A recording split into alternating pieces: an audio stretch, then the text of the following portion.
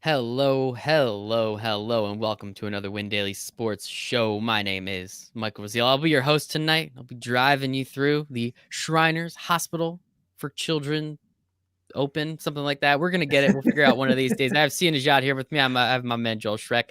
I knew I was going to screw it up, Sia. You did too, but you kind of let me dive right into it. Sia, how you doing tonight, buddy? It's hard. It's difficult. It's one of those where there's like multiple, almost like it sounds like plural two times Yep. in a row, like Shriners, hospitals, or I don't know. It's Children. so children. We're gonna go with Shriners. How about that? Is that Shriners. It works for me. Less words, economy of words. I think one great man once said. Joel, how you doing tonight, buddy?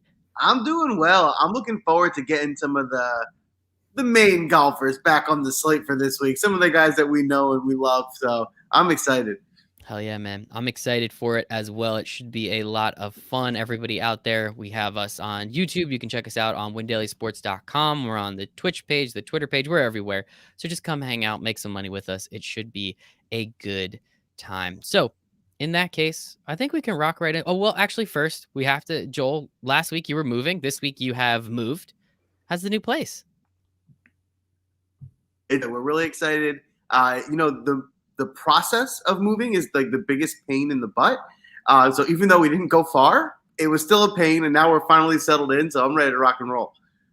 Hell yeah, man. I'm happy to hear it. Moving is probably the worst thing, and I get to do it soon, starting to look for houses. So I guess, I don't know. I'm not super excited, but we'll get to it. So anyway, let's rock and roll. Sia, let's start talking a little bit. We're down in Vegas, so it's nice and warm. Should be comfortable. Maybe go play some bets while we're on the course. I don't know exactly how it works or what we're doing there, but talk to me a little bit. I mean, we have real golfers. I see Bryson. I see Webb.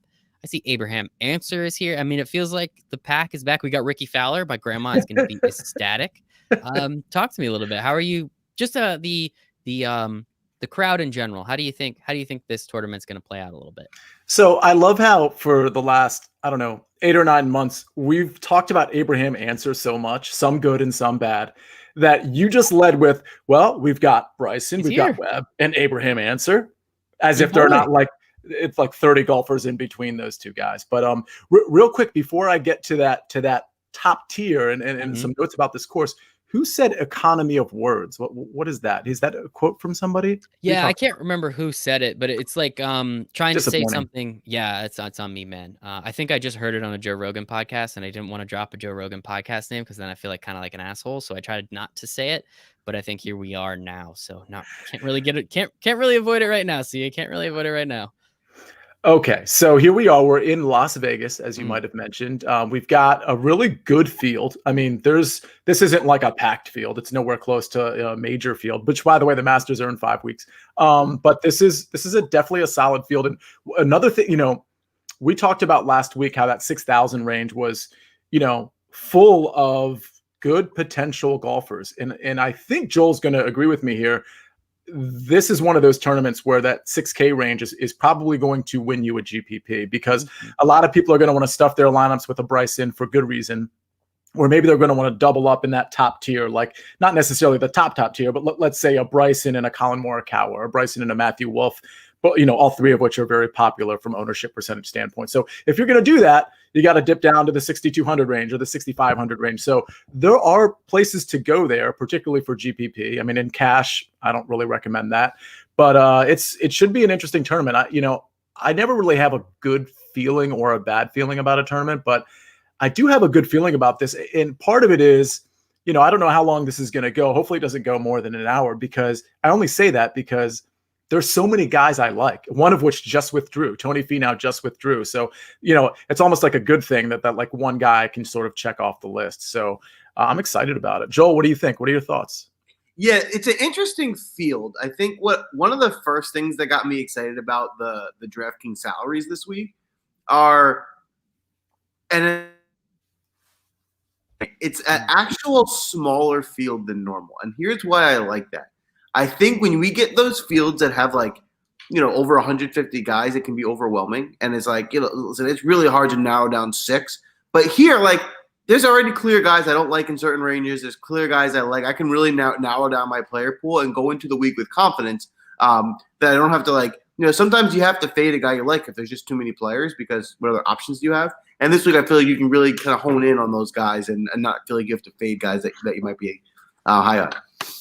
I like that. Yeah. I love it. And Joel, just one quick question. It looks like, did you get a haircut or is it just the new apartment? I did. I Okay. checked it all up. I got a new apartment. I got a new haircut. I'm a fresh man. I'm ready to get into to the end of the year here. I love it, man. Let us go. This is why you have to tune into the live stream, by the way, to see Joel's haircut, because it's actually kind of amazing. You look like a badass all of a sudden. You know, no offense to your previous self, but like now you look like a badass. You just look like, you know, Joel Shrek before. So for whatever that's worth. I think it's worth something. I think it's actually worth a lot, C, and I appreciate the hell out of you for that. So yeah, let's jump. Keep coming. I was going to say, see, I think I think I am always a badass. So the fact that I'm just getting that certification from you now, I'm a little disappointed, but at least we got there. Hey, listen, I didn't say you weren't a badass previous. I'm just saying, like, now you actually look the part. So there's a difference between looking the part and being the part. Now you've checked both boxes. The box you haven't checked is the really good Wi-Fi connection. So work on that while we're going back and forth here. But hey, do you want me to get the super Wi-Fi service? But it still doesn't work. But I did try. Just like navigate around your apartment and see what happens. Michael, do you want me to kick off just like I mean, there's so few in this 10K and above range because Tony Finau just dropped out because he actually tested positive for COVID, by the way. So do you want me to just go over those top 3 guys first? I would love that, Sia. Fantastic. I like your shirt, by the way, Michael. You're looking very dapper today. And your hair, I feel like everybody really showed up today. I'm really impressed. Showing up, showing out. Feel good, look good, play good, get paid. You know how it goes. So now it's off the rails. Now I don't approve of anything you just said. That's anyway, no, kick it off. Not do that. One thing we do want to do, though, is we probably want to jam Bryson DeChambeau in most of our lineups, a lot of our lineups. Okay, so definitely for cash, like do your best to get Bryson in there. For GPP, it sort of makes sense to fade him for a couple reasons. His ownership is pretty high, but honestly, it's not grossly high because his price tag is so high on DraftKings and FanDuel. So you don't really need to fade him for like contrarian purposes unless this shoots up between, you know, now and tomorrow. And we'll find out. We'll talk in Discord, and we have the articles coming out Wednesday afternoon from Steven. But I like him. I like Bryson this week. Like, he has a very good track record here. This course fits him really well. He can just bombs away off the tee because the rough on this course is not going to be penal. So he, you know, wherever the ball lands, it'll be closer than anybody else, and he'll just shoot a wedge into, you know, a par 5 and be fine and be putting for eagle on, I believe, the 3 par 5s that are out here. So he's the guy you definitely want to like try to have, and if you do, you're going to have to kind of like dip a little low if you want another upper tier guy. Webb Simpson is another popular pick. He's tracking close to 20%. Bryson's about 20% right now, but I think that's going to go up. Webb, I'm not really on. He's 11,000. It's pretty expensive. I like so many guys below him that it's just not going to be somewhere I'm going to go. His track record is here. By the way, Bryson's track record, 4th last year, 1st the year before, and 7th the year before that. So take that plus his recent form, which has just been lights out, plus the fact that he's a good course fit. I mean, it's really hard to argue against Bryson unless you're just trying to be like super contrarian, which for the record in a big GPP makes sense. Webb Simpson, again, I'm not really on, so I won't spend too much time there. Patrick Cantlay probably has the most impressive track record here. His last 3 years, he's been second, and first. Wow. You know, take that with his recent form. I mean, his recent form isn't terrible, but it's not good either. So that's another guy. Again, if I'm going to spend up, I'll do it with Bryson, and I won't pay the, let's say, DraftKings, the 10,400 on Cantlay. I'd rather just shoot down a little bit. So that sort of covers that 10K range. And above. Hopefully, yes, thank you for that. Did not realize Tony Finau tested positive. That's unfortunate. So hopefully him and everyone around him is going to be okay and just be fine. Joel, you're frozen. You're back. Yep. No, I'm here. I'm good. We're ready to go. With that Finau news, I will tell you, keep an eye out on things, because like I often will build lineups like tonight, tomorrow, and then like leave them in there. Not really gonna keep too much of an eye on it. Make sure if you see anyone else test positive or anything like that, that you just check your lineups. The worst thing in the world is to go into it knowing you could remove somebody and you just lost money. So definitely right before tee off, check if anyone else is withdrawn. Check your lineups. Just make sure you don't go in because you're just going to be throwing away money.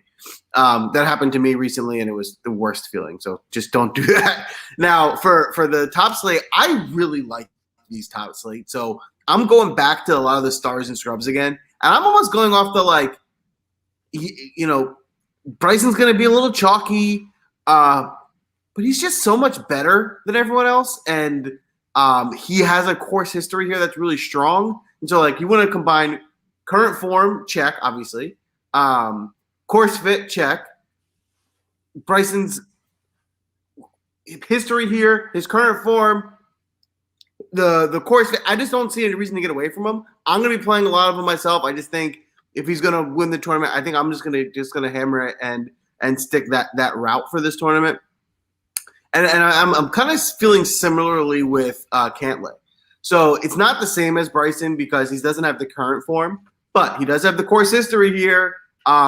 He literally does, like, he just likes this course. And I'm on one of those with Cantlay where I'm feeling like he's too good at golf to not get back to being one of the better guys in the field. And this is a great field for him, as there's like 10 to 15 guys that are in that elite slate. And then after that, it's not that tough of a field. So, you know, he can really, you know, it's not that deep in that there's the top guys, but after that, it's just kind of anyone. So I think this is a good spot for Cantlay to have a rebound and get back to the top. So I'm gonna try and get Bryson and Cantlay as much as I can. Now, obviously, with that being my strategy, you're gonna have to go a lot of scrubs as well. So I'll have some more plays for you kind of later on.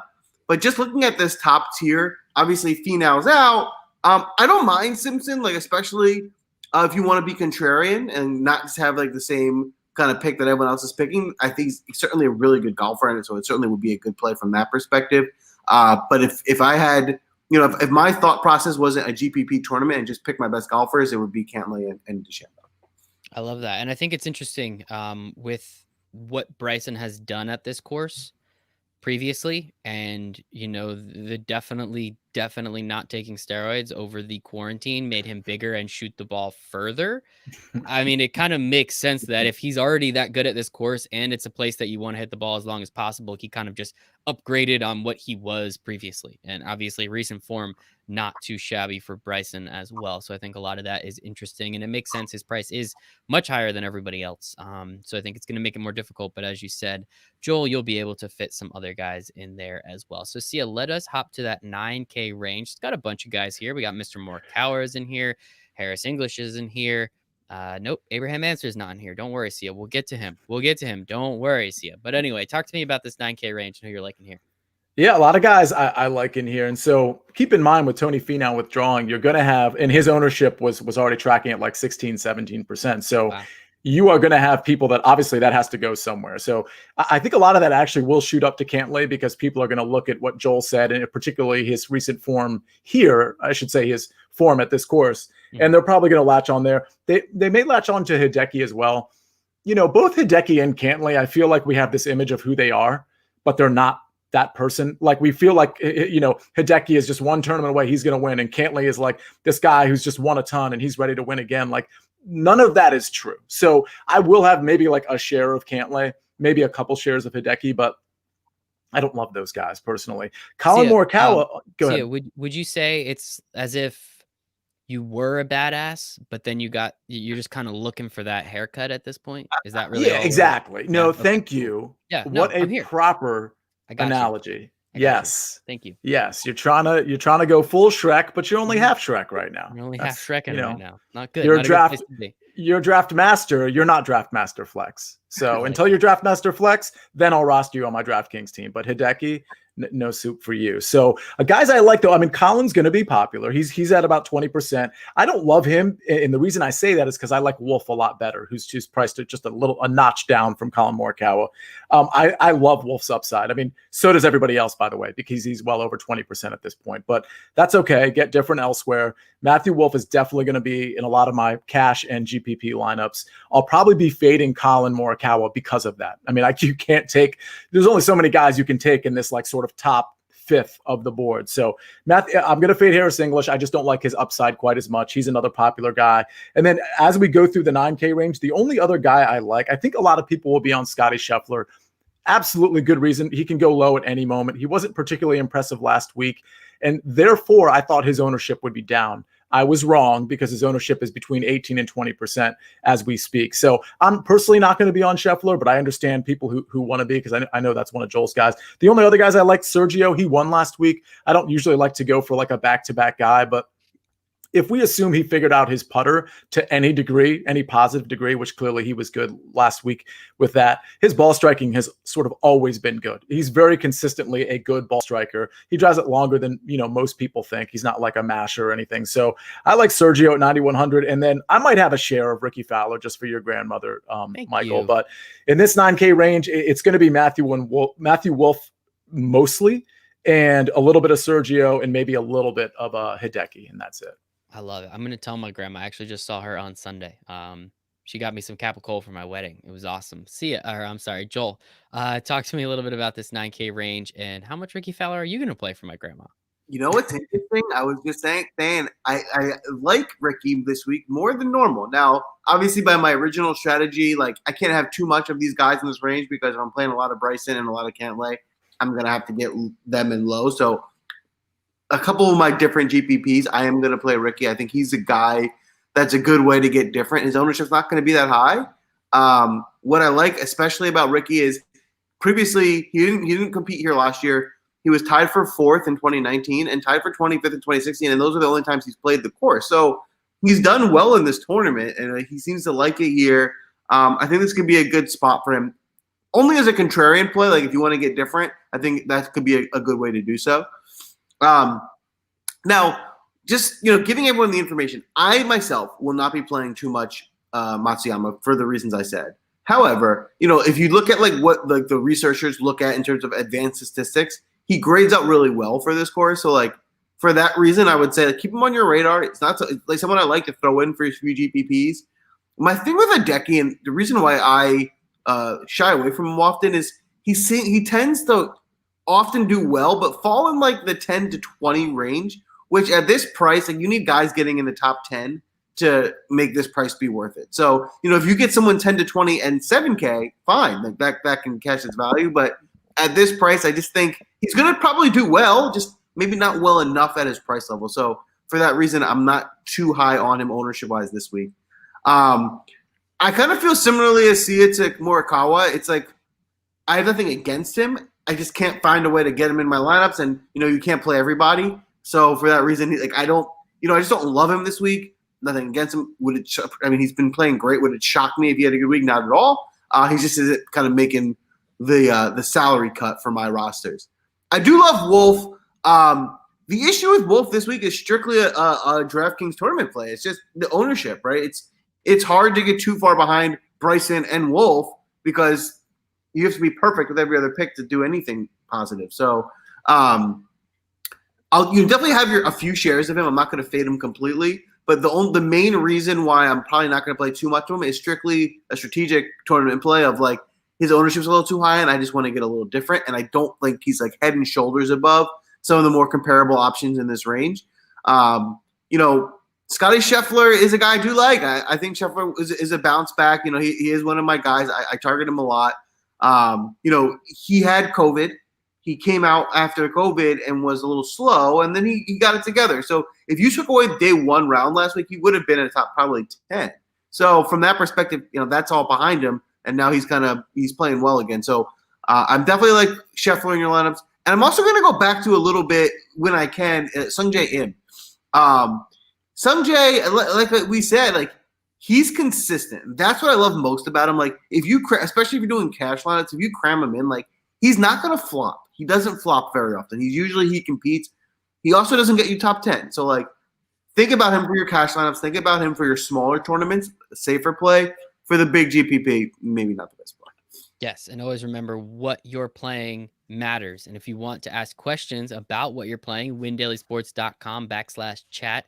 You get 7 free days in our Discord chat where you get to ask Sia, you get to ask Joel, you get to ask who else we got? We got Antonio in there. We have Patrick. We have Sicily Kid, who has his incredible article that comes out on Wednesdays, which is so much fun to see the tournament breakdown in terms of ownership. So windailysports.com/chat.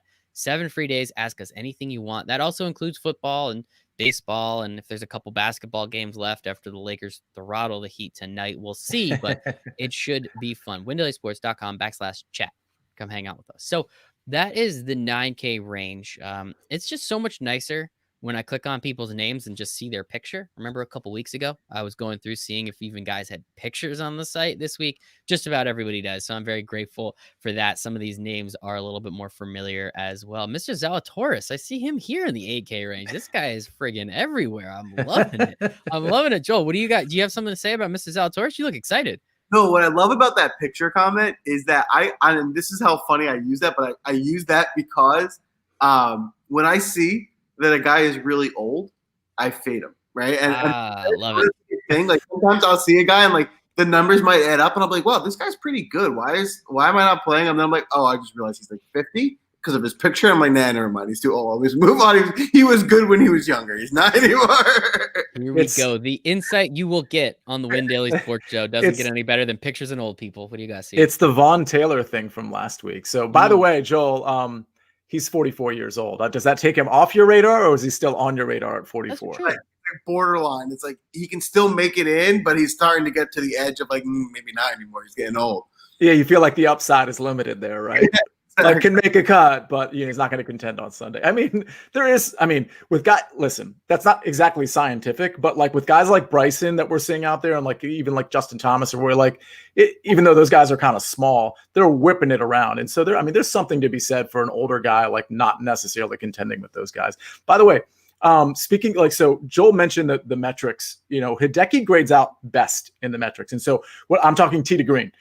Let's forget about putting for a second, but approach, if you add up approach off the tee and around the green game, Hideki literally grades out best in this field. So that's sort of where the sentiment comes from. Like, oh, it's Hideki's time. Like usually the putter fails him. And so most people will say, okay, well, a putter can get hot and that can change any given, Sunday or Thursday through Sunday. So I think that's sort of where the Hideki like bluster comes from. And honestly, it makes sense. And so I will have a couple shares of him, but I just wanted to point out when Joel was talking about the metrics, he was talking about off the tee approach around the green. Like he kills it, and he always kills it. But to Joel's point, he never seems to finish in, the top 5. I mean, he does, but like it's very rare that you see him on Sunday contending. It's always somebody else.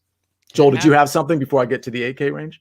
Yeah, I think I obviously I totally agree. But what's funny about that is he's known to be a pretty poor putter, which is obviously a problem in golf. And I think even like that is the strategy, right? So like in my showdown strategy, which is what I've had a lot of success at, is basically find the guys that are striking the ball well and not putting well, because odds are they'll bring the putter around and the ball striking will continue. And so you play those guys and eventually they putt and then their ball striking continues and they do well. And that's kind of the strategy for showdown. So with Hideki, like it's just extrapolated the same strategy, right? He keeps striking the ball well. 1 week that putter is going to get hot and he's going to win a tournament. But the thing is, it's like consistently the same thing. He always strikes the ball well, and he never really putts well. So at some point, it's kind of like, how often can we keep saying it? Eventually, it's like it is what it is. He's too good at golf. Eventually, he is going to win one, and we're all going to kick ourselves that we knew it. But I don't think it's going to be this week. Well, a good illustration of your point, though, happened 3 days ago, because Sergio has been so bad with the putter, and he took down last week's tournament. So, I mean, this is a guy, Sergio, I had him in a particular DraftKings lineup. This is a little while ago, maybe 3 or 4 months ago. He literally 3-putt from like 8.5 feet. I mean, and by the way, like the second putt wasn't even close. So it's kind of one of those things, like some of these guys, it's in their head, or they don't have the game. So there is something to be said for somebody who's a really good putter, because they walk up to the ball 6, 8, 9 feet away thinking, I can make this. Where a guy like Sergio or Hideki or Ben Anand walks up to it and they're like, oh man, here we go again. So there's something to be said for somebody who's a good putter, but you don't want to ride a hot putter over ball striking, obviously. And Hideki does have the ball striking. Also, though, if Hideki was playing in that tournament, he probably would have won it also. So this isn't the same field, right? I think that's a big difference as well. It's Sergio's now going to compete with some tougher golfers, which is going to end up being the issue. Now, with that being said, Sergio's one of the guys that, like, I agree with you what you said in the game when you mentioned Sergio, that it's hard to go for a guy that's going to go back-to-back. He's not going to win 2 tournaments in a row. That's very rarely happens. However, Sergio is a guy that gets hot, right? And so, like, you kind of want to ride him. So like, I don't think he's going to win this tournament, but I think he might ride that hot streak and maybe get you a top 20. At his price range, that might not be enough. So like, I'm wishy-washy on Sergio. I definitely wouldn't fade him a few shares of him because he's a guy that definitely does ride a hot stick. Ride a hot stick. All right, Sia, what do you got for me? I wasn't going to touch that, but I had to touch it. It's my job. I know. Sia, what do you got for me? What else do you have for me in this 8K range? We might have said a couple of these guys. I don't even remember at this point. No, not really. Okay. So there's a couple guys I like here. Not too many, actually.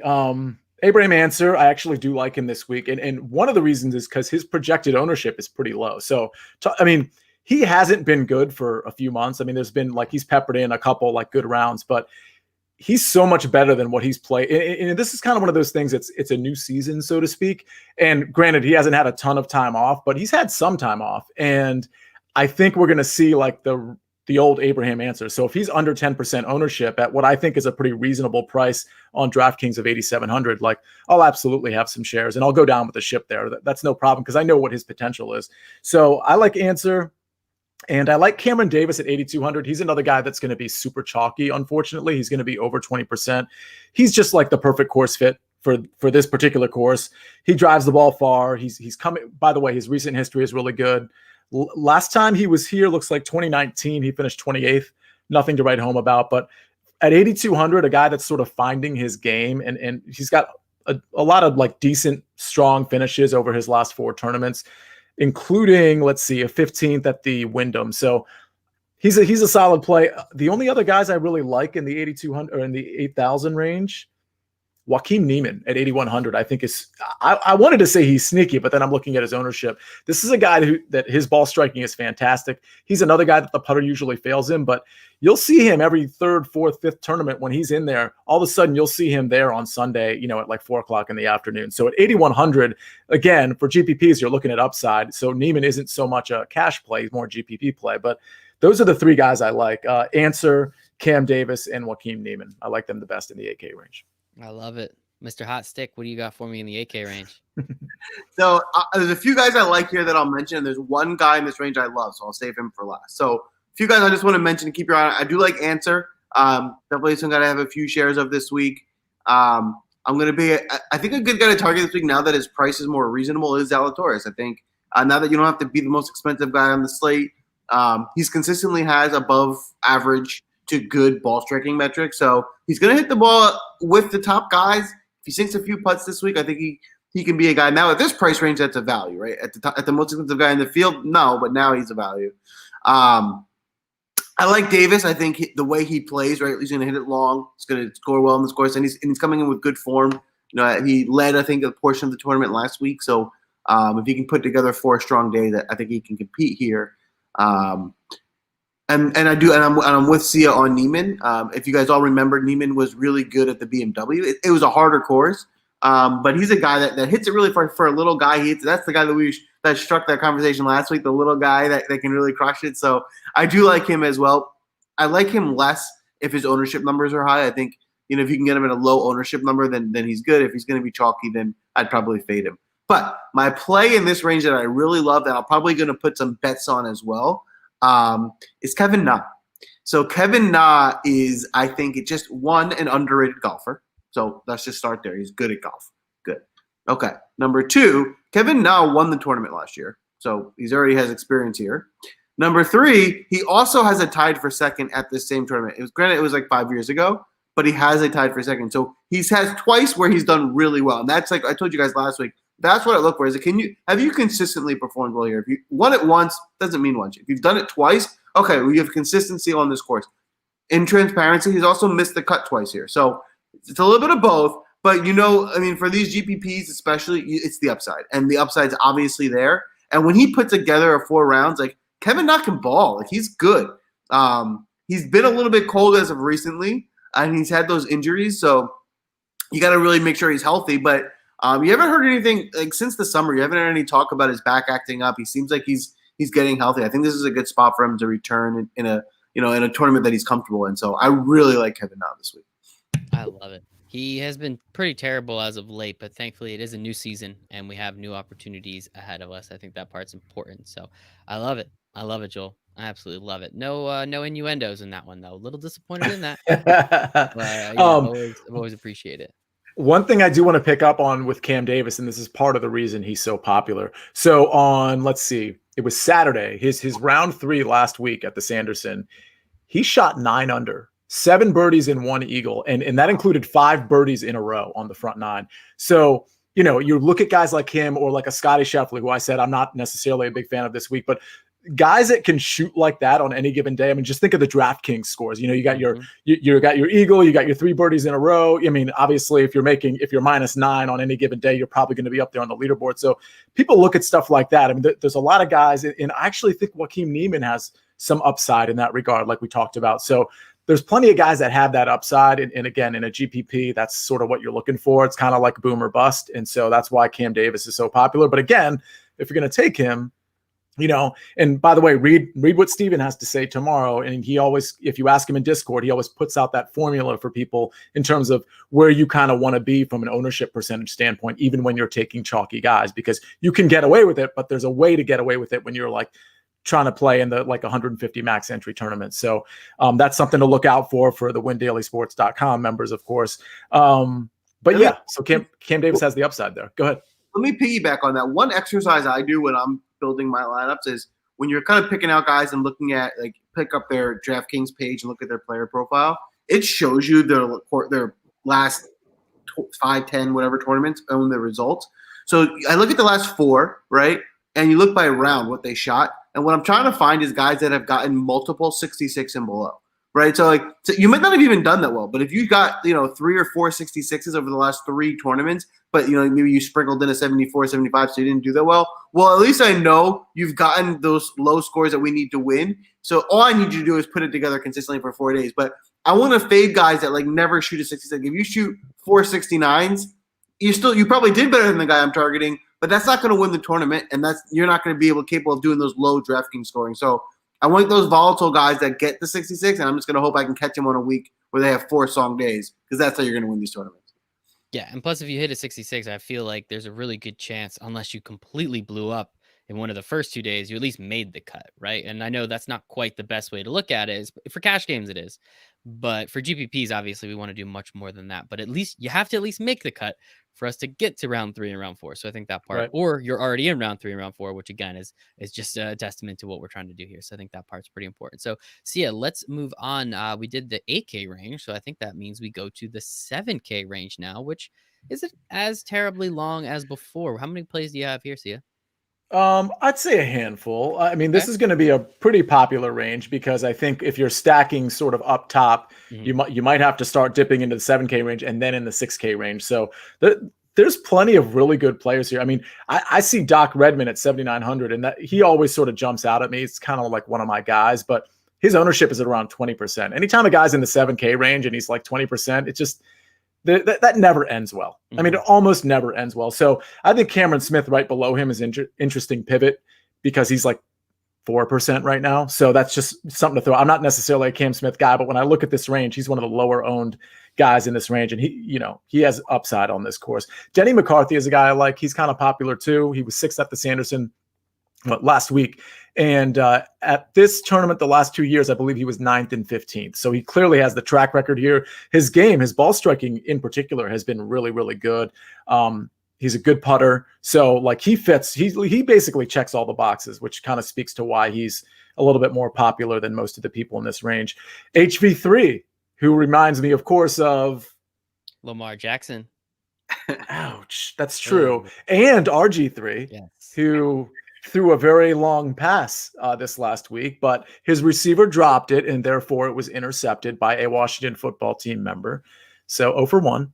Okay. But he flung that thing, man. Flick of the wrist. But anyway, speaking of flick of the wrists, Harold Varner III, great ball striker, kind of under the radar right now, 7,500, solid value.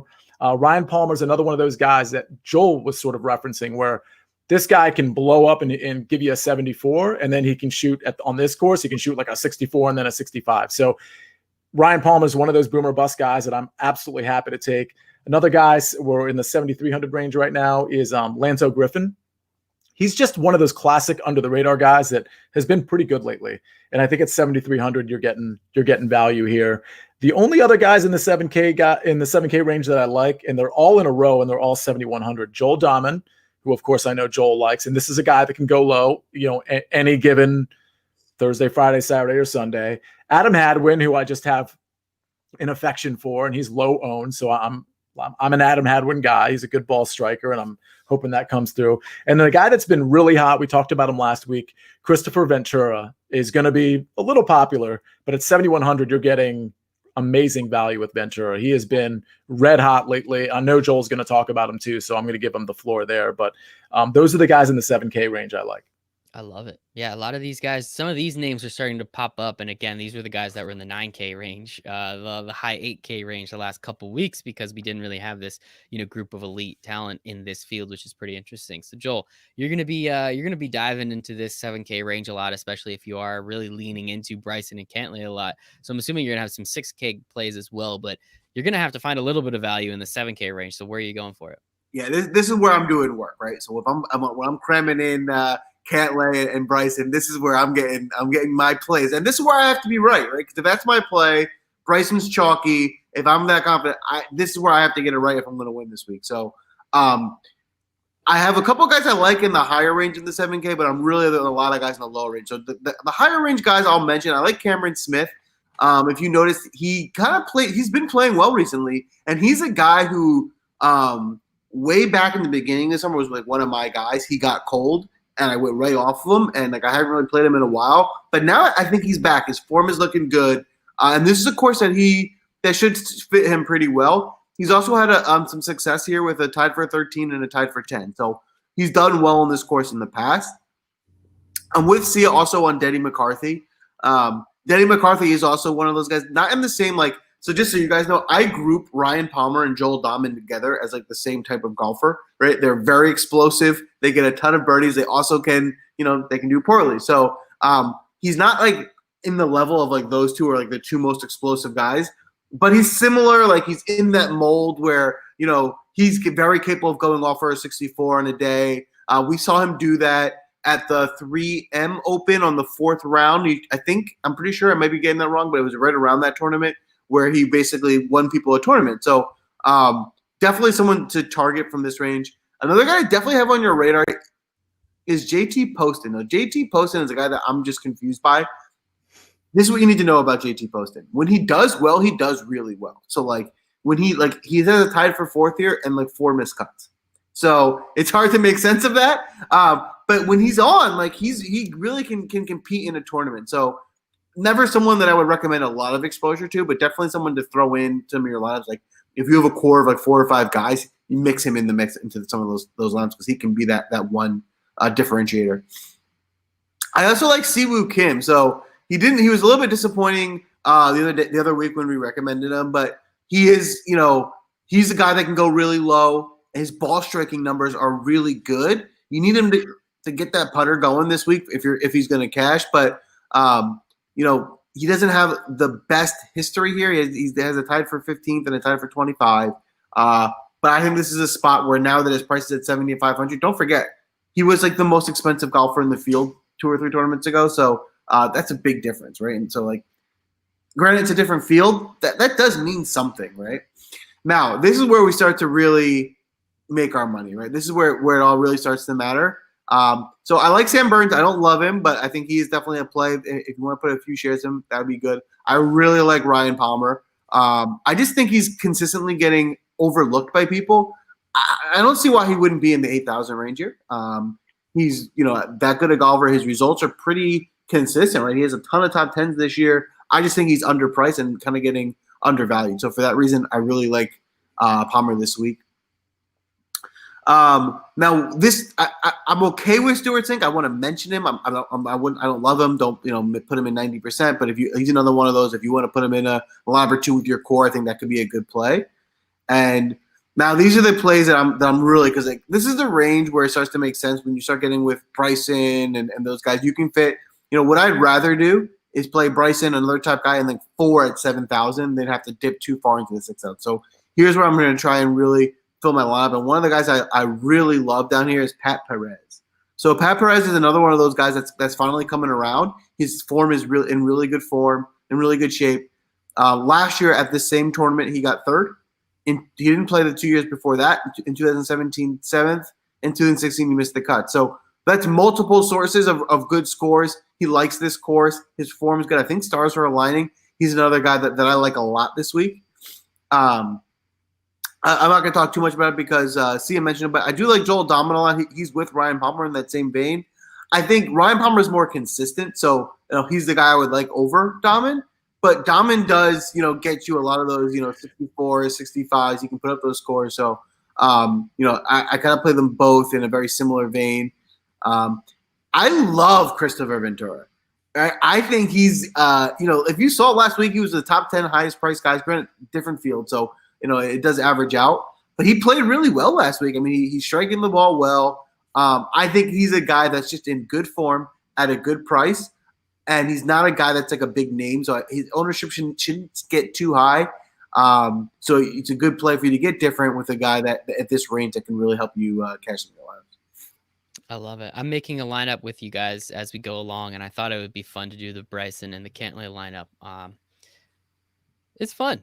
It's definitely fun. It's a little more interesting. It's definitely a little more interesting. Not a lot of these 7K guys we are riding with. So we are towards the end of the DFS portion of the show. Obviously, both of these gentlemen, I have Sia and Joel, as I said before, with me. We're going to have some plays in the 6K range. Joel probably a couple more because of his preferred build. Sia will have a couple, but Sia will also have his secret weapon where he still has not missed, I don't think. How did you do last week? No, I finally missed. I jinxed myself. No way. It was Kyle Stanley. He was on the number. It was -2.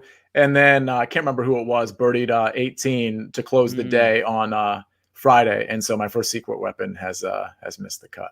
First out of secret weapon. I don't know, 14, 15. I'm not really sure. Not totally not sure at all. It's not 15 of 16. Don't worry, guys. We'll get you the real math soon. But no, it's pretty incredible. You were on a absolute heater recently with these guys making the cut. So secret weapon is a player priced under 7,000, ownership under 5% that CA really does think will maybe not crush it, but absolutely smash value for you. And we think, again, if you need one of these guys under that 7K number, or if you're just trying to get different by going with one of these guys under the 7K number, he's pretty much hit on all of them. The only place you can find that, though, is Wednesday night in our Discord chat. Again, it's free for anybody. WinDailySports.com/chat. You can go in for free. You can hang out with us. Sia will give you his play if you need one of those 6K guys. We promise you 15 out of 16 times, it's absolutely hit value. I think that's very important. So, Sia, let's start with you because I think Joel's going to have a couple more plays or a couple more in-depth plays or a couple deeper plays. But, Sia, talk to me a little bit about the 6K range. Well, one thing I do want to point out about Christopher Ventura, and Joel's right about all of that. The only thing I do want to caution everybody, he is one of the more popular guys in the 7K range. He's already tracking at like 12, 13%. And again, that doesn't mean you shouldn't be on him necessarily because honestly, at this point, given what he's been doing lately and the fact that he was top 20 here at this course last year, I mean, he shouldn't even be 7,100. Like, this might be a misprice. He might maybe 7,400. I mean, I'm speculating, but this is really good value at 7,100. So absolutely in a cash game, just be cautious of the fact that he's one of the more popular guys in the 7K range. So 6K, okay, there's a lot of guys that I'm going to just take a shot at. A lot of guys that, I'm just going to, cross my fingers, and they're all they're not all boom or bust. The first guy's definitely boom or bust. Henrik Norlander, who, by the way, last week at Sanderson, I believe finished fourth, and before that, fourth place. Before that, he had missed like a handful of cuts in a row. But if you remember, after the restart, Norlander just kind of burst on the scene, and people were, a lot of touts were like tracking him for good reason, and he was showing up every week. He was showing up, and then all of a sudden it crashed and burned. Well, now I don't know, maybe because of the time off, maybe because of the quote new season, he finishes fourth last week, and we might be catching him at the right time because his game absolutely suits this course. He's 6,900. It just makes sense. A guy who's maybe a little different than Norlander, but priced the same, that I always like. He's a shorter hitter, so he's not going to really gain off the tee. He's incredibly good on approach. Is Cameron Tringale. I've always liked him. I always think he's mispriced. And I've seen him compete, like even since, I keep saying since the restart, that was kind of a while ago, but there have been at least a handful of tournaments where Tringale was there at the end on Sunday, at least, in that top 10 range. So I like him. If we go down, another guy that's kind of one of my guys that I think has some upside, that's tracking at like 2% ownership, is Scott Stallings. He's one of those guys, like maybe I kind of prefer him in Showdown versus, a 4-day tournament, but you got to take some chances. And I like Stallings. He might be a first round leader play. So stay tuned. Stay tuned. In about probably 10 minutes, we'll be talking about that, maybe less. A few other guys I like, Tyler Duncan at 6,700. Speaking of a guy that's great on approach, not necessarily great off the tee, he's great, and honestly think he's kind of mispriced. He's less than 1% ownership, so that's a guy you can just kind of throw in there and get really, really different really, really quick. I'm going to point out Danny Lee because A, he's one of my guys, and B, he withdrew from the last tournament he was in. I'm trying to remember which one it was. Might have been the U.S. Open, where he literally like 8 or 9 putt. What was it? Like 6 putt from like 5 feet. And he withdrew from the tournament immediately thereafter. So this is his first tournament coming back since then, and I just kind of think it's funny. I might have him in a lineup just because. Xinjin Zhang is interesting to me. He's 6,600. He was pretty bad last week, and a lot of people were on him. He's really not one of my guys, but he is a guy that can get hot, and so he's a guy to at least consider. Honestly, if I'm making 20 lineups, he might be in just one of them. He won't be in 2, but I just do want to point him out because 6,600 is a pretty good price for a guy that, just last week, everybody was thinking was going to maybe contend in the tournament. Again, different talent field. But as we go down to 6,500 and below, I really like Sepp Straka because Joel likes Sepp Straka and Joel makes a lot of money. And Joel's actually perfect. Sepp Straka is actually perfect for this course. His game, he's great off the tee. Joel's perfect too. He's perfect too. Scott Piercy, I think, is an interesting dart throw. I'll just throw out a couple more guys that I like. I threw this guy out last week, and he made the cut, and then he blew up on Sunday and was absolutely terrible. But he does have some pedigree, and so when he's priced this low, I'm going to give him some attention. That's JB Holmes. He's looking at like 1.5%, and I think at 6,400, if you have to jam in a guy that's super low, I think JB Holmes might be the guy for you. I like it. That's a nice extensive list there. I appreciate the brevity on some of it, but I also appreciate.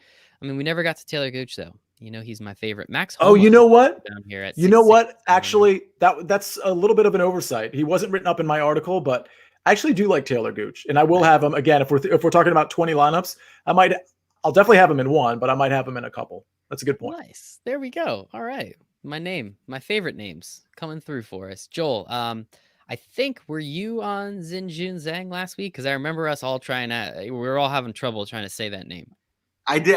I like him. So he was in one of my lineups when I won a big tournament. So I have a soft spot for him. You have to go back. Yeah, he's hard to get away from him. And just for historical context, he was actually 6,000 flat, the cheapest guy in the field when I played him, and that hit cash for $50K. So we like him. Wow.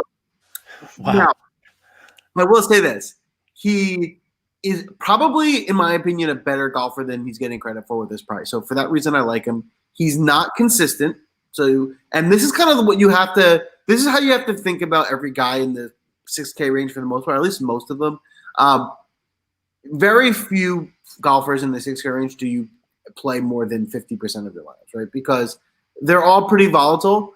They can hit. So like my approach to this is like I have my core plays that I'm really high on above this, and then I build a pool in this range of maybe 5 to 8 guys that I like, and I mix and match them into my lineup with my core plays, and I figure if one of my 5 to 8 in the 6K hit, then we can win a GPP. So that's the thought process. Narrow this down to your 5 to 8, sprinkle 1 or 2 in all your lineups with your core plays, and then you gotta hope that one of those hit. So keep that strategy in mind as I go through my plays. So I'm going to actually do this a little bit differently. I'm going to start from the bottom and then go up in the 6K range of the guys that I like.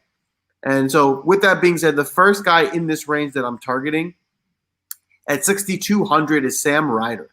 So Sam Ryder is a guy that in a low cost, I think he's pretty good. He's a he's a 6K golfer, but I would have probably thought he would have been 68 or 69 opposed to 62. So I think there's a little bit of value there from that perspective. And then he, last year at this tournament, he was tied for 18. The year before that, he got third. So he's done well here recently and consistently. And at $6,200, for sure, get a few sprinkles of him in there because, you can certainly get Bryson and Cantlay and get interesting with a guy like him. Kind of scrolling up from him, another guy that I'll mention And another thing that I learned, I don't know if this is like kosher to say, but I'm gonna have to just say it. So I mentioned William Mcgirt last week, and I'm going back to him again. He wasn't very good, but I'm gonna go back. He's like, and this is what I'm not sure is kosher to say. He's overweight, and he's not like in shape at all. So I don't know if that's like this guy. Yeah, you can say that, by the way. Yeah, I know we live in a different world these days, but you can say if someone is overweight, like you could even say obese or fat. That's fine. He's like he doesn't look. So I guess so. In fairness to me, I didn't really know too much about him. I just looked at his history and his statistics. Like, this guy makes sense. Like, we should be playing him this week. And then I saw him and I was like, oh, I bet on this guy. What was I thinking? This guy. That wasn't the right approach, and that really shouldn't be, because they shouldn't matter anyway. There's a lot of big guys in it. Look at Bryson. Right? He's not fat, but he's huge and he's really good. So, so I want you just to know that before you pick him. Now, with that being said, he has a tied for 10th and a tied for 8th at this course. So that's why I'm going back. It's the course history. I think he's also a little bit old, which is why an overweight guy that's a little old, maybe not the best guy to attack. So if you want to sprinkle him in one lineup, fine, but don't put too much exposure to him. I do think, and before, I'm sorry to cut you off, I think with his picture, again, looking him up on DraftKings here, I think he would be a better Bill than William. I don't know if you guys agree or disagree, but Bill, if you're out there, come on the show, fight Joel, and we'll move forward. Listen, Billy, I would love to have you on the show. All right? We're welcome on. You can explain why I'm wrong, and I'd be happy to entertain it. It'd be a good entertainment. Now, another guy down here that I really like, I think one of my favorite plays, other than Ryder, it's Patton Cazire at 6,300. So he, as a course fit, he's a big guy. He is in shape, and he crushes the ball. So he's going to look good on this course. Obviously, at 6,300, he's not the most consistent golfer, but I do like his course history. He's given us a few solid scores on this course.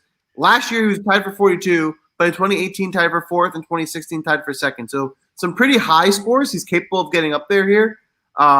So again, he's another one of those guys that you can definitely sprinkle in some lineups as you jam in Bryson and whatnot. And then as I continue to scroll up, a few names I want to drop in at the have on everyone's radar. Beau Hustler. So Beau Hustler is another one of those guys that hits it far. He's probably best suited for Showdown because he's not very consistent. But he's, I think he'll be a good course fit and he'll get some good salary relief. As Sia already mentioned, I do like Sepp Straka. I think one thing that throws me off, and just keep this in your mind when you're building your lineups, is when you're playing week to week, which you should be, and you play and you see that Sepp Straka was like $9,000 the week before, and now he's like 66. You're going to be like, this is a great value. He needs to be in my lineup. And it's hard to mentally convince yourself that like it's just a different field and you can't compare the two like that. And I find myself doing that where I'm like, this guy was 10,000 last week, and now he's for 2,000 less. What a great value. It's a different field. So try and not let that kind of slip on you like it has to me multiple times. And then the last few guys I just want to mention are Scott Piercy, Matthew Naismith, and Rafa Cabrera Bello. So Cabrera Bello is the one I will talk about for a little bit because he's known to be a really good ball striker. And so I think, he's going to be a good course fit here. He's another one of those guys that's just around the green. He's pretty weak, and you need to be good around the green here. So you're going to need him just kind of get hot with the putter in order for him to contend. But I think he's definitely one where you can sprinkle in lineups that make sense. Absolutely beautiful. Tom Lewis. You guys usually love Tom Lewis, especially in this range. Sia, Joel, anything from Tom Lewis? Looking back, he kind of sucks, but. Yeah, I mean, Tom Lewis was it was literally the one play last week where I was like, all right, this is my gut play. I've seen him go low before. I mean, honestly, this is one of those, like, out of 20 lineups, I'll probably have 0 shares. But if you were making 40 lineups, go ahead and throw Tom Lewis in because he can get hot. It just hasn't happened in so long. There's too many other guys in this range that I would like. One guy I do want to bring up, though, because you mentioned the 6,200 range, and it reminded me of a guy that's getting kind of a lot of talk, at least for this particular tournament. His name is Justin Suh. And it's S-U-H. In fact, he's actually the third cousin of Ndamukong Suh on the paternal side, which is interesting. Wow. But anyway, so obviously, pedigree there. I just made all of that up. That's none of that. I knew In fact, it's not even. Damn. It's not even pronounced Sue. It's. You like how I threw pedigree in there? Like that would matter. A third cousin on the paternal side. Like, oh man, pedigree. Guy must mash it. No, honestly, once you said pedigree, I was kind of like, wait a second, that doesn't make any sense. And then you told us the truth. So actually, the pedigree honestly threw me off a little bit. I was confused for a second. You had me. You definitely. That was fun. Anyway, this is a young kid. Oh. Just 2 weeks ago, he finished 14th out in the Dominican. He played in that tournament. And then the last tournament I see for him was the Barracuda, which was some time ago. After the restart, but some time ago, and he finished, let's see, 21st. So not a ton of PGA experience, but he's 6,200 and appears to not be afraid of the moment. I mean, it's not like it was a bunch of like Corn Ferry Tour guys out in Punta Cana. So listen, that's just one of those upside plays. A lot of other people like it's not even really my pick. I just wanted to point it out that he's kind of getting talked about, and at 6,200, where you see he's finished in the 2 tournaments that he's played recently, it's not bad. It's not that bad. All right. Well, that is our DFS breakdown. Joel, go ahead. Sorry. Before we move on, I'm going to kick myself if I don't mention him. The one guy I left out in this range, he's in the higher tier, is Henrik Higgs. Now, I want to mention him because I like him. My caveat to him, it's probably why I left him out, is because he's typically a guy that's like probably 6,300, 6,200, like really down there, and they've boosted him up. So that tells me 2 things. He's playing better, so people are starting to come on to him, right? His salary is raised. But you know, I really like him when he's dirt cheap. Now that he's kind of coming up a little bit, it's like harder to fit him in. But I do think it's worth getting a few shares of him in there. He played really well a few weeks ago in a field similar to this, and I think he can play well again. He doesn't have too much course history. He's a younger guy. I think C is laughing because he's also really big. And yes, exactly. Yeah, he is. I was going to say it. Yep. I was just going to say, Joel, sorry to interrupt you, but I was going to say, geez, I don't know if this is really kosher to say, but Harry Higgs has high blood pressure. Anyway, yeah, he's a big boy. Go on. He's you know what? He's entertaining to watch. But he's a good golfer. The caveat for him that why I like him more, I'm less concerned, is because he's not old. He's a young guy. He's just big. So I think he could be a good strong player here. I'm really curious. There is some formula here with age and weight, and you know, there's something there, and we're gonna figure it out one of these shows. Well, I didn't realize you were so against certain types of people. I'm sorry. What were you gonna say? You know what it is when you put money on someone and you don't actually know what they look like, and then you see they're old and fat, you just get disappointed. You're like, I know this guy, and he's not playing well, and he's old and fat, and that sucks. So that's where that comes from. You got, my friend. You got. All right. I think that is the finish of the DFS portion of the Shriners Hospital for Children Open. Too many plurals, man. Too many plurals, but I think I got it all there. So now we'll move on to the betting side of the show. Most, if not all, of Joel and the odds that I will be looking at are coming from DraftKings. Sia uses a fake site with play chips, so we're not totally sure what we're going to get there. But let's talk about outrights. We got outrights, and we have some first round leaders that are always fun, and maybe we can even sprinkle in some of those matchups. But matchups we like to see, we like to feel, we like to understand what's happening first. So again, windailysports.com/chat. Free for 7 days. Sia will give you some matchups. He crushes it there. He's practically undefeated, so it's guaranteed money. I can't say that. windailysports.com/chat. Sia, what do we got for outrights? Outrights. Okay, so I'm going to start in a range I don't usually start at. Matthew Wolff, depending on where you shop, 28-1, 30-1. I just really like him this week. Normally I start way further down. Joaquin Neiman at 55-1. HV3 because he has a 3 in his name. Also because he actually truly is a good course fit here, and I think the break probably suited him quite well. 90-1. Joel Dahman, one of Joel Schreck's guys, who can go low. I actually think Dahman's a really solid showdown play, not so much for the tournament. But when I see 140-1, I'll go ahead and take that. I'll ring that up. And if we want to go 175-1, Michael, can I interest you in a buck at 175-1? You can interest me at $2 at 175-1. See ya. There we go. So now we're talking. So this is a guy I actually like for DFS too. I failed to mention him. Charles Schwartzel, I think at 175-1 is actually pretty solid value. I might throw a few bucks down on that as well. So those are my outrights. Charles Schwartzel, and it's Charles, not Charles. There's no E or S. It's just Charles. So that's Just some Charles. weird Southern shit right there. But whatever. 175 to 1. I will put $2 down on good old Charles. Good old Also, boy from the he's South. not. He's European. So, but he sounds like a good old boy from the South, don't he? He does. He does. Don't he? Them Duke boys. Them at it again. Joel, what do you got in terms of some outrights? Yeah, I'm gonna give 3 outright plays that I like this week. Okay. The first one is the obvious one, and you know what? I just think he's going to win the tournament, so I'm going to play him. And it's Bryson. He's the best golfer. You don't get good odds. It's plus 750, so it's not all that exciting to take him. But here's the thing: when he comes out and he has a 3-stroke lead after day 1, the odds are going to be even money. So I just think he's the best, and everything is aligning.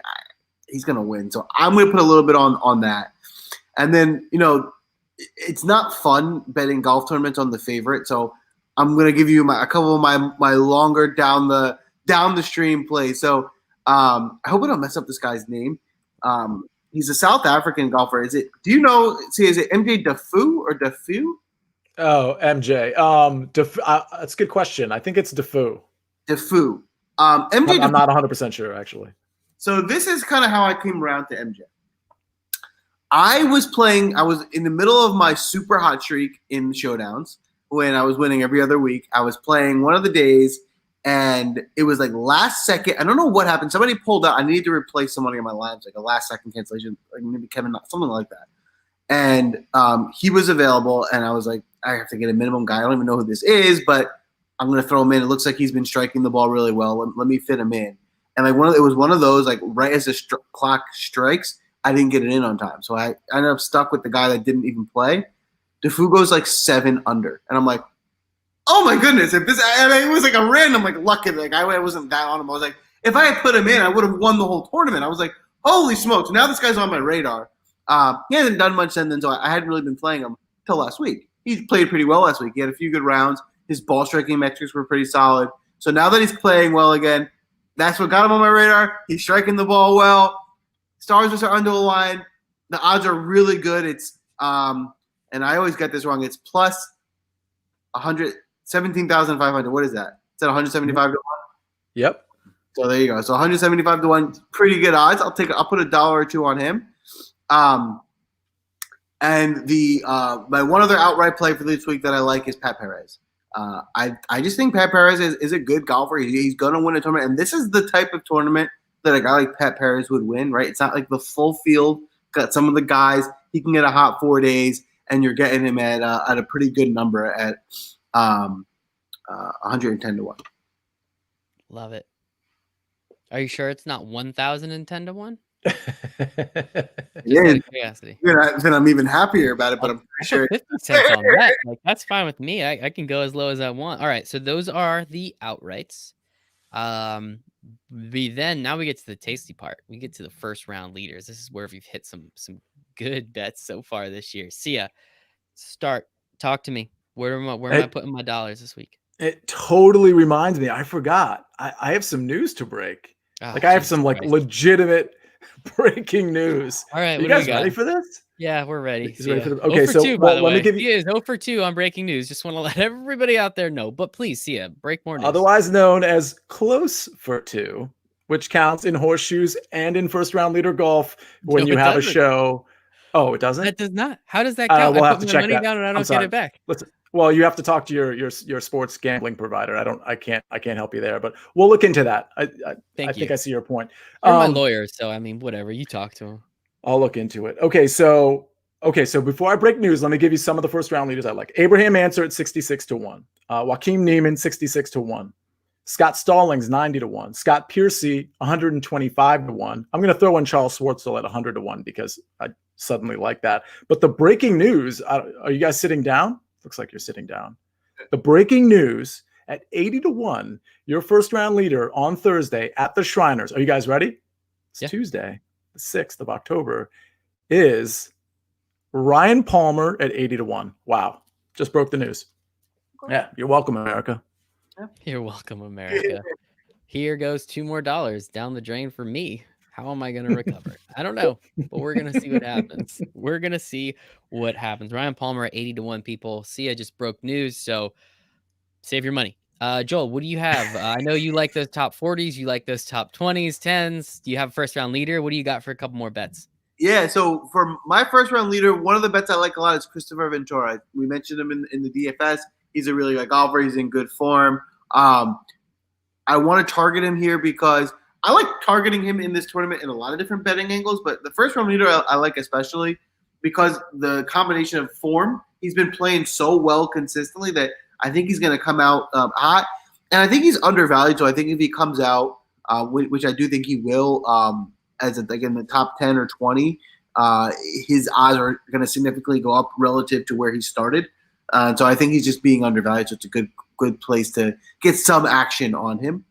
And then like we always say, when we're doing first round leader bets, let's get some fun action, right? First round leader, there's a reason. So think about this. I may have mentioned this on a show before. There's a reason that the odds for even the favorites are worse for first round leader than they are for them to win the tournament. And there's a reason why the odds for lower down guys are similarly worse, because the odds of somebody who's not that good to get hot for a day and be the leader is significantly better. And the odds of Bryson getting beat by somebody over 4 days is significantly worse. So you can catch lightning in a bottle here. You're also likely going to be flushing your money down the toilet, but all you gotta do is hit it once, and then you're good for the rest of the year. So with that being said, a few guys that just kind of make it exciting to throw a couple shekels on and kind of have some fun on Thursday as you watch golf. If Sam Ryder, he's another guy where we mentioned in DFS, he has a good course history here. He likes this course. I think he can kind of come out on day one, maybe put up a really strong score, and then kind of keep himself in the top 20 to finish the week. And the last guy for a first round leader that I'll mention is Patton Cazire, who is another one of those guys that I really like. He's a good course fit. And the way I pick my first round leader picks is let me find those like low salary DFS guys I like and see like can one of them catch lightning on day one and be the leader. I love it. I love putting dollar bets on all these. They're awesome. I don't know if you mentioned it, but those guys are both 150 to 1. Yes. To be first round leader. Let's go. Charles gonna get a couple bucks. I already put my $2 on Ryan Palmer. I mean, you're breaking the news. I can't. I mean, like as much as I'm gonna make fun of you for it, I will literally take the bet every single time because the one time I don't, of course, it's gonna hit. So I'm kind of like doing this weird thing where if I know I put money on it, it won't hit. But it's really just to take away the satisfaction. It's like this whole mental. I'm playing chess. Somebody else is playing checkers, but it's not against me. I don't really know what's going on. We'll laugh at this. So last week I was putting my bets in for the week, first round leader, what have you. And that same thought process was going through my mind. I was like, well, I didn't think about him being a good bet. So I gotta have at least something because if that comes in, I'll be sick. And then I started doing it. I'm like, next thing I know, I'm like betting on like 20 guys. I'm like, stop. Doing. Oh, I love it. I mean, somebody has to get first round leader, right? So if I just put dollar bets everywhere, I might hit it. Yeah, and then you can show it off on Twitter, like I'm sure some people do. Like, look, see, they don't actually show the wager amount; they'll just show like the check next to the first round leader bet. Can you put a couple bucks though on Joaquin Niemann as well? I know he was one of the like 5 or 6 I mentioned, but I just got a feeling about him on Thursday. So and he was 80. What was Joaquin Niemann? FYI, and this is what I looked at on DraftKings. There's a few matchups I like. I don't know that I love any of these, but I like them enough to bet them. Unfortunately, my site has different matchups, but I use DraftKings. Wolf over Scheffler, Cam Davis over Zach Johnson, and Ventura over Ben on. Or I should just say on, because that's easier to say. I mean, the way we're talking, it sounds like the Ventura versus on one we would all be on board with. For sure. I love it. Is that about it, gentlemen? The last thing that I'll mention for bets, I think if you are using DraftKings, some fun bets to look at for this week are top 40, because I think there's some really good top 40 value that you can get plus odds on. And a couple names I'll mention, a guy I mentioned on DFS is Kevin Na. You can get plus 120. All you need to do is be in the top 40. I think it's a good value there. And then if you want to have some more fun, you can start going down and getting like 2 to 1 or 2.5 to 1 on some of these guys that we like for DFS purposes as well. So I definitely think it's worth the value there. For context, Patton Cazire is 3 to 1 if you want to get him in the top 40. I think an interesting play at almost a little under 3.5 to 1 is Ryan Armour. As See, it makes fun of me for how and I think another good value down here is also Will Gordon. Now, Will Gordon kind of disappointed us recently as he missed the cut, but this is a good bounce back spot for him. This is not too loaded of a field, and you're getting 3.5 to 1 on him just to be in the top 40. He doesn't need to kill it. He doesn't even need to be in the top 10, right? He just has to compete. So those are some good values. Just got to compete. Just got to be semi-coherent, make the cut, and, just not suck on Sunday. That's really all we're looking for out of these top 40 guys. That's essentially it. If you really have a strong feeling about somebody, like you can't bet like the top 10 guys because those are like minus 400, and so like that's not fun. But pretty much anyone after the top 15 to 20 guys, you're getting plus odds on. So if you have a good feeling about someone, taking them top 40 is great because if you're right and you miss on it's hard to pick 6 DFS golfers in a GPP, but if you really like one guy, win some money on him. Kind of curious. I'm not going to do it live because it'll take too long, but can we do like a 10-player parlay and just pick a bunch of dudes to finish in the top 40? I'm kind of curious. That would be fun. I don't think they let you. I think I tried. Well, we appreciate the honesty there, Joel. And now I don't have to go and do that. But this has been fantastic as always. We always say, it'll be like 40 minutes tops. And, here we are, an hour 15 almost in. But we had fun. Hopefully everybody out there listening and watching had some fun with us. Hopefully you make a bunch of money with us. That's the most important part. Sia, where can everybody find you on the internet? In Discord at DISCORD, otherwise known as at Cianejad, SIANEJAD.